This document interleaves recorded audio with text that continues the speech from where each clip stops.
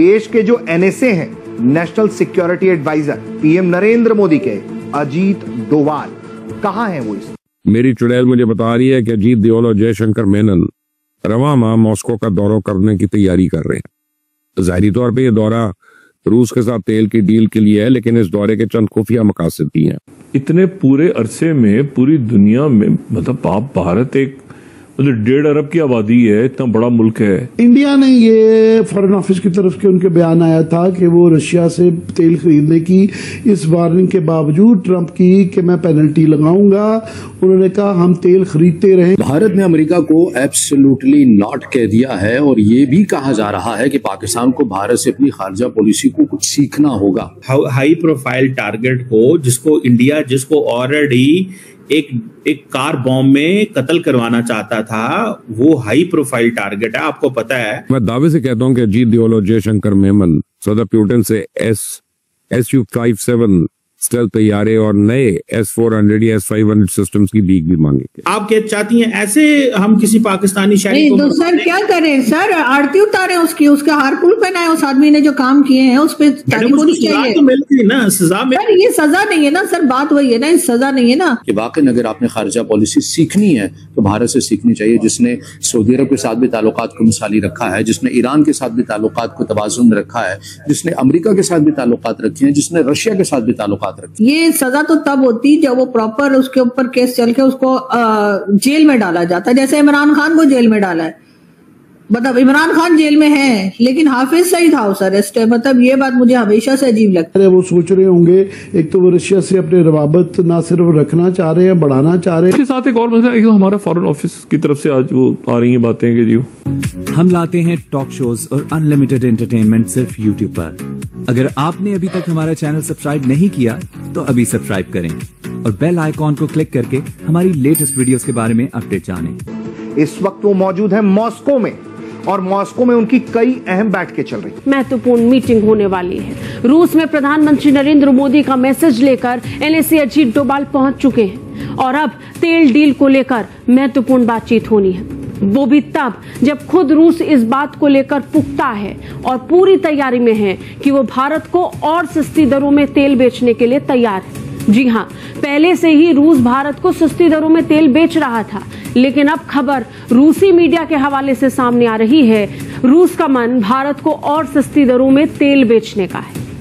वो Donald Trump जो कहता था मेक अमेरिका ग्रेटर अगेन, ठीक है, मेरे ख्याल में मेक डॉलर ग्रेट अगेन, ये उसका एक नारा होता था, एक उसका मेक अमेरिका ग्रेट अगेन, एक मेक डॉलर ग्रेट अगेन। ये भी लाइक वो बंदा मेरे ख्याल में जो छोटे मुल्क हैं बेसिकली, लाइक जैसे फॉर एग्जांपल जो वीक मुल्क हैं, जैसे कह लें पाकिस्तान है, बांग्लादेश है, नेपाल है, भूटान है, ऐसे जो छोटे एशियन कंट्रीज हैं, 192 कंट्रीज में से आप ये देख लें कि 120 तो ऐसे ही कंट्री है जो थर्ड वर्ल्ड में, उनके ऊपर ये ऐसे वो गुंडा बन के रोप डाल के, जैसे घर का बड़ा होता है वो इतने से बच्चे के ऊपर चपेर मार दी, रोप डाल दिया, ये काम कर, ठीक है, लाइक इस तरह वो गुंडा बना हुआ था, हरकतें वैसी करता था, इमेच्योर प्रेसिडेंट। एग्जैक्टली आप देखें कि वो बंदा इस तरह अपनी पावर में इस तरह था कि उसने छोटे कंट्रीज के ऊपर एक डर डाला हुआ था, उनको ऐसे दहशत से काबू किया, पैसे लगा देता था, लोन लगा देता था, उनके मुंह को मीठा लगा दिया, काम करा लिया। मेरे ख्याल में जो डोनाल्ड ट्रंप है उसको इस चीज का आइडिया नहीं था कि वो पंगा किससे ले रहा है। वो प्राइम मिनिस्टर जिसको पब्लिक ने इलेक्ट किया, वो प्राइम मिनिस्टर जिसको तीसरी दफा आया हुआ है, पब्लिक ने कुर्सी पे बिठाया, 3 टेन्योर दे दिए उसको,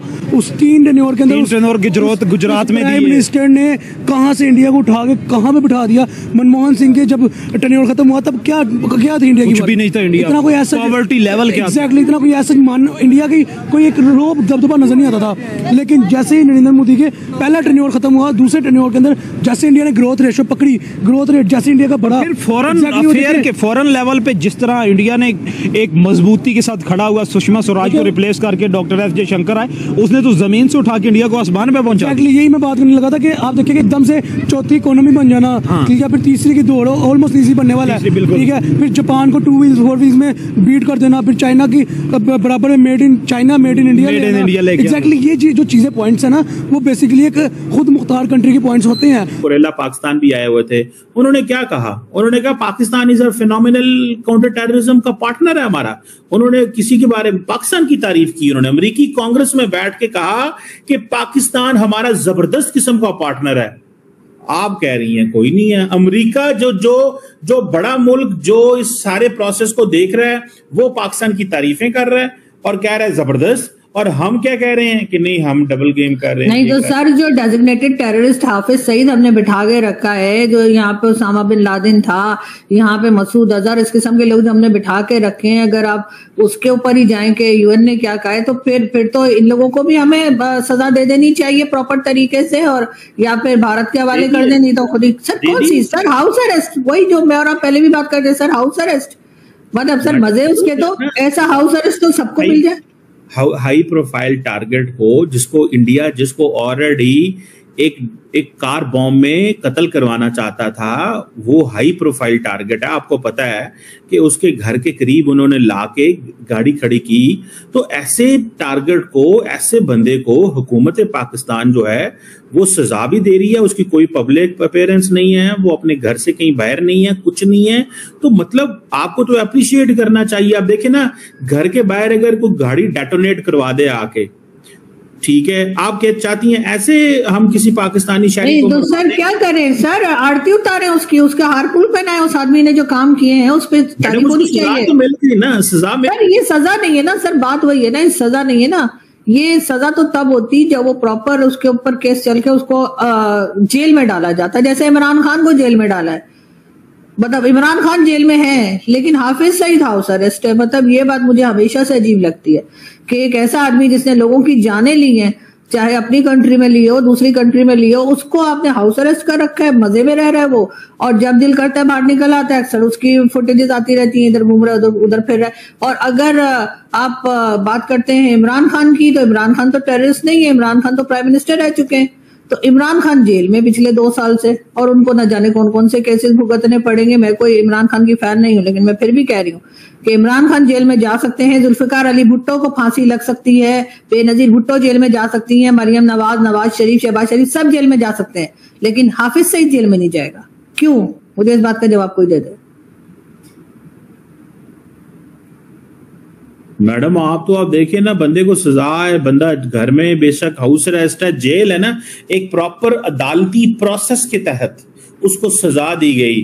अब मुझे ये बताएं, आप जो हाफिज सईद के घर के बाहर सुइसाइड वो कार बॉम्ब हुआ था, वो भारत ने जारी बातें करवाया था।